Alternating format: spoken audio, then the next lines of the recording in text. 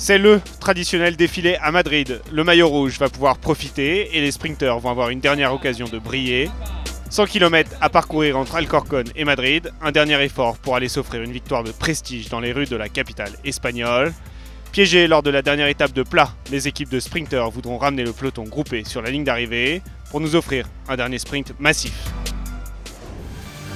Mais l'étape commence par un défilé avec le tableau d'honneur des maillots distinctifs et du vainqueur de l'étape d'hier.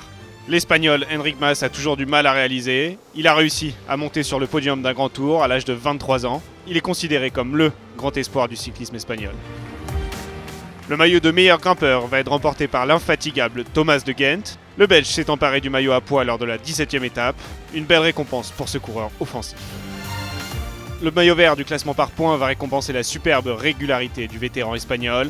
Alejandro Valverde a craqué hier et ne pourra pas monter sur le podium, mais il aura tout de même marqué cette Vuelta en remportant notamment 2 étapes.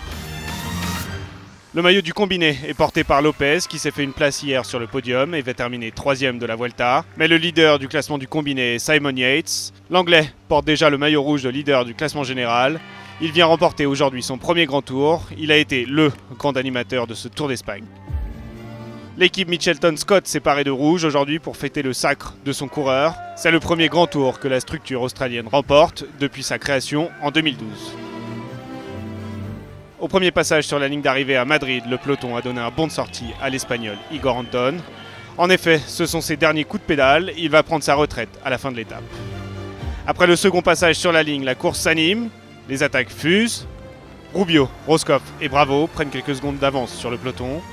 Mais les équipes de sprinteurs contrôlent. Derrière, à 15 km de l'arrivée, les fuyards n'ont qu'une quinzaine de secondes d'avance. À 7 km de l'arrivée, c'en est fini pour l'échappée. Place au train des équipes de sprinteurs. À la flamme rouge, c'est l'équipe Quick-Step qui prend la tête du peloton. Van Poppel lance le sprint. Nizzolo est bien calé dans sa roue. Sur la gauche, Viviani produit son effort à 150 mètres de la ligne. Sagan a lui choisi la droite de la route, mais l'Italien est décidément le sprinter le plus rapide de ce Tour d'Espagne et vient remporter sa 3e victoire sur la Vuelta. Après Chris Froome sur le Giro et Geraint Thomas sur le Tour de France, c'est un autre Britannique qui est sacré sur la Vuelta. Simon Yates peut maintenant y croire. Il inscrit son nom au palmarès des vainqueurs du Tour d'Espagne. C'était vraiment incroyable. Je réalise vraiment pas ce que je viens d'accomplir. Ça a été très dur à la suite du Giro. J'avais vraiment envie de rebondir ici. Je sais vraiment pas quoi dire. J'en reviens pas. Je suis encore sous le choc. C'est un 3e sprint que vient s'offrir le champion d'Italie sur la dernière étape de la Vuelta. Sagan échoue une fois de plus à la seconde place. Nizzolo vient compléter le podium. Le classement général n'a donc pas changé depuis hier. L'Anglais Simon Yates remporte donc bien le Tour d'Espagne 2018. Enric Mas prend la 2e place sur le podium à 1 minute 46. Andrel Miguel Lopez termine 3e à 2 minutes 04. A noter la belle place de Thibaut Pinot, il finit 6e à 5 minutes 57 et premier français. Yates, Mas et Lopez peuvent savourer. Ensemble, ils incarnent le présent et le futur du cyclisme mondial. Champagne!